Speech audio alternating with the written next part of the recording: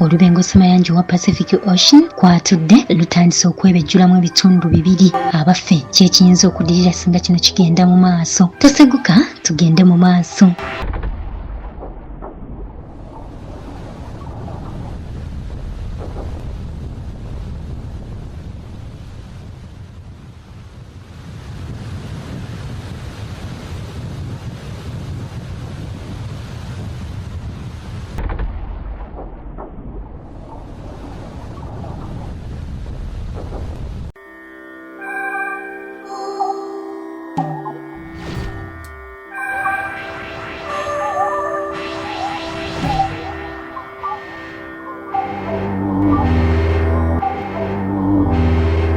Ensi kwe tuli sseŋŋendo nsi etudde ku mbu eziwerera ddala okukkirira wansi mu ttaka oba ziyite layers. Wabula embu zino naddala olubu lwe tuli mu kwogerako olunaku olwaleero luyita olubengo lo lufaananako. Kale kankugereze gwe yali abaddewo oba eyali alabye nga baseesa omuwemba. Bwe baba baseesa omuwemba ekintu ekyo kye bateekako omuwemba ne baseesa kye bayita olubengo. Kale nno Mukama Katonda bwe yali atonda ensi eno yagituuza ku lubengo, naye nga mu kaseera kano emmenge ezisinga zitandise okutendewalirwa era nga zaagala kweyasaamu, era nga ne gye buvuddeko mu puroguramu yaffe eno twakuwa olubengo ku Ssemazinga w'omuddugavu nti nalo lutandika okweyawulamu, era ng'obudde bwonna Ssemazinga w'omuddugavu ajja kuba yeeyawulamu mu babiri, olwo naye afune Ssemayanja. Ne mu kaseera kano tuli ku lubengo Ssemayanja owa Pacific Ocean kw'atudde, ng'ono okusinziira ku kunoonyereza atandise okweyasaamu.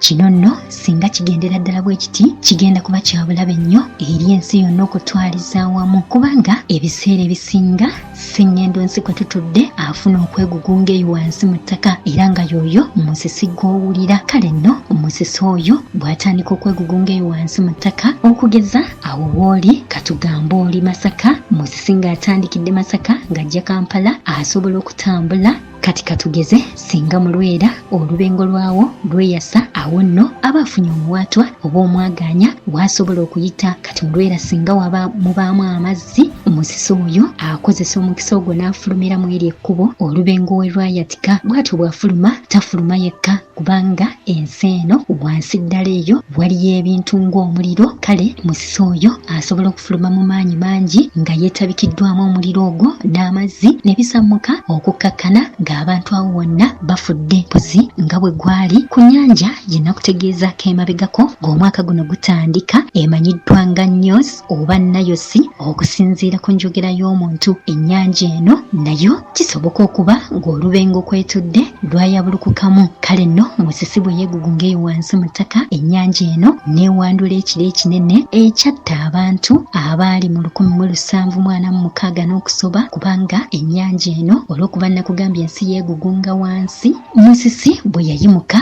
asobola okuba nga yasanga omuwaatwa mu nnyanja eno, bw'atyo n'afuluma n'omuliro ogutuula wansi ku sseŋŋendo nsi nga gulimu n'amazzi. Bwe kiti ekire kye yafuluma nakyo kyabuutikira abantu era ne bafa. Kaakati olubengo Ssemayanja Pacific kw'atudde Bannassayansi bagamba luli yegeyege, lutandikidde ddala okweyasaamu. Wabula we luneeyasaamu lunaagendera ddala mu maaso ne lweyasaamu, ensi egenda kutandika okufuna emiyaga egy'amaanyi gye twandiise tsunami nga gifulumiramu ogwo muwaatwa.